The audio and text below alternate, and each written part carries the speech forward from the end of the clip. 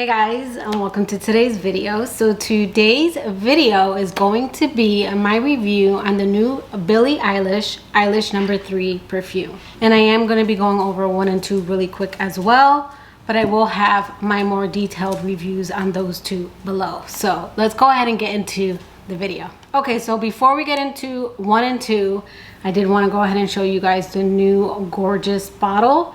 It's kind of like a deep red, slightly burgundy shade. Here is the box, and this is the 100 ml, and it retails for $72, and then there is shipping, and in some states there is tax. So Eilish No. 1 was released in 2021, and this is an amber vanilla fragrance. This is sweet vanilla, this is cacao.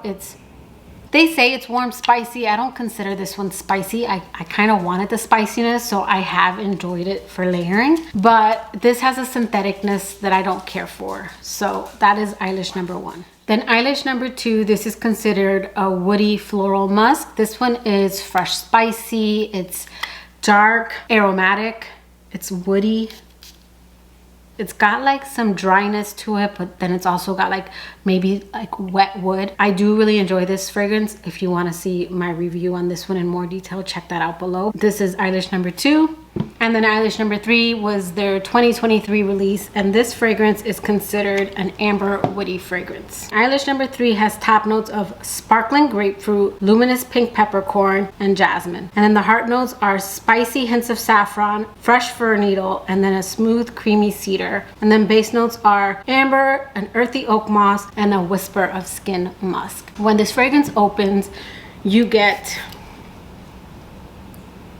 a zinginess from the grapefruit, but to my nose I wouldn't be able to pick out grapefruit. It's just more of a zing that I get from citrus, even ginger. It's not grapefruit, it's not lemon, it's not lime, it's just zingy.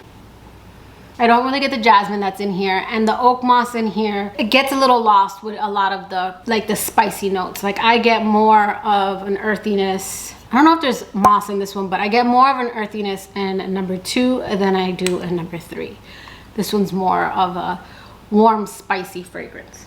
Now the fir needle that's in here does give a slight, ever so slight kind of Christmassy vibe, but it adds to the fragrance. It doesn't take over the fragrance or overpowers the fragrance, and it's not something where, I know some people were worried about walking around smelling like a Christmas tree. You're definitely not going to be walking around smelling like a Christmas tree, but this is a very warm, spicy fragrance. And with the grapefruit and the saffron and the pink peppercorn, if you don't like spicy fragrances, this one ain't for you, because this is one that for me, for the most part, I do get the spiciness from like the beginning to the end. This does kind of stay spicy for the life of the fragrance. It doesn't ever just kind of fall off until the very, very, I wouldn't even say the deep dry down, just more so when the fragrance is going away.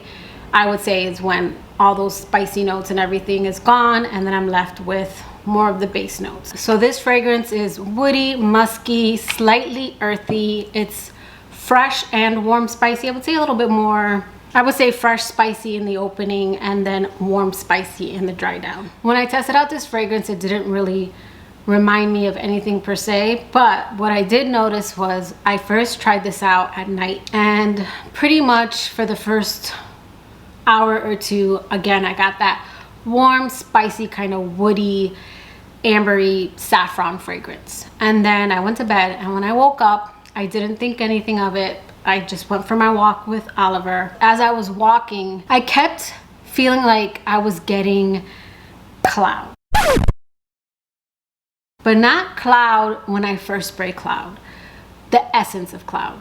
Kind of when cloud is the next day on my skin, that's what I kept getting. Again, this doesn't smell like, when I sprayed this, it didn't remind me of anything. Now it does. So then I went to Fragrantica to see what this fragrance is being compared to, and it is being compared to Baccarat Rouge 540. And I know people are over the comparison, but I do think that we live in a world where we capitalize on popular things. The Baccarat Rouge 540 scent profile, it's popular. So people bank on it. So do I think that this is a dupe? Do I think it smells like it? No. I wouldn't even say it's a sister. I would say it's a distant relative. Kind of like when I describe fragrances to this one, they just fall in the same category. Now for me, I got more cloud. To other people, I didn't see cloud at all. Everyone talked about BR540. For me, this was like a cloud flanker. This was like you took the essence, the DNA of cloud, stripped away all the sweet notes, you turned the bottle red, and you released it in the fall time. This does fall in that same scent profile. The fragrances that fall in that same scent category is Cloud, Baccarat Rouge 540, the Straight, and also Burberry Her, the original. I do like that I have this version. I don't think it's a bad one. I would also say that Navatus Absolutio falls in that same scent category as this one. Again, they don't smell the same. They're all related.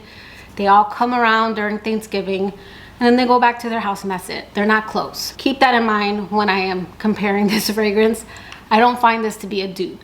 You can certainly like one and not the other, because I don't like Baccarat Rouge 540 and I do enjoy this fragrance. But I will say that I am over this kind of scent profile. Now I do find this fragrance to be extremely unisex. That is how she wanted all her fragrances to lean. She wanted them to be genderless. I do find this one to be very middle of the road. I think this fragrance is nice for a man or a woman. For me, number one did lean slightly feminine, and number two was unisex, maybe a touch masculine, but I did really enjoy number two. So I do find this one to be very, very down the middle. Okay, performance. I'm gonna tell you guys that when it comes to this scent profile specifically, I go nose blind to it. But people do smell Cloud, and like the original Burberry when I was testing that one out, and Absolutio is another one that plays hide and seek. They're fragrances that I can't smell. I'll keep spraying it and then I'll choke somebody out. I do feel like this one,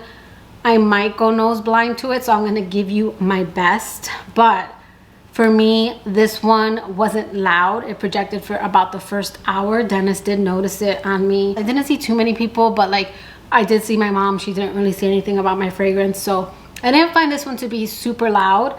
And I didn't notice it the next day, except when I was walking Oliver, that then the wind cut through and then I could smell it. So it's a fragrance that's a little hard for me to talk about performance, because I do feel like I need to maybe wear it just a little bit more around people to see what they get. But right now I do feel like this one might be playing hide and seek. So I would say that it projects for about the first hour and then it sits very close to your bubble. And then I would say after the 4-hour mark, I feel like I have to top up. Okay, ranking. I would say number two is still my favorite. I find this one to be very niche, very unique. It's aromatic, kind of woody scent. It's a little androgynous. It's kind of sexy, dark. I did end up gifting the 100 ml to my sister because, like I predicted, she fell head over heels for this fragrance. And I did end up picking up a 30 ml because I do enjoy this one. I would say number two would be Eilish 3, but this one I am just slightly tired of the scent profile, but I do like the kind of warm spiciness in this one that I don't get in other fragrances that smell like this, especially because BR540, which to me is more of that warm spicy fragrance, I don't care for. So I would put this one in at number two. And then at number three would be Eilish 1. This one's more of your vanilla, but I find this one to be extremely synthetic on my skin, but I do like layering this one with the other ones. I do think that they layer very nicely with one another. So that is my very quick review of number three. Again, it's nice, but I do feel like it's reminiscent of other fragrances that I have. I know we are all over the comparisons, but I wouldn't be a reviewer if I didn't bring you guys what I think. And I do think that we live in a world where when something's popular, if you can make your money, that's what's gonna happen. And BR540 is a very popular scent profile. So do I think that they keep coming out with fragrances that smell similar? Yes, I do. That's my opinion! This isn't a dupe, but it does fall in that same scent profile. So I know that's gonna make some people mad, but it is what it is. Let me know in the comments below, what is your nose pickup, because we all perceive fragrances differently and no one in the comment section is wrong. So let me know your thoughts and your opinions, but that will do it for today's video. I hope you liked it. If you did, please give it a thumbs up and I will catch you guys in my next video. Bye guys.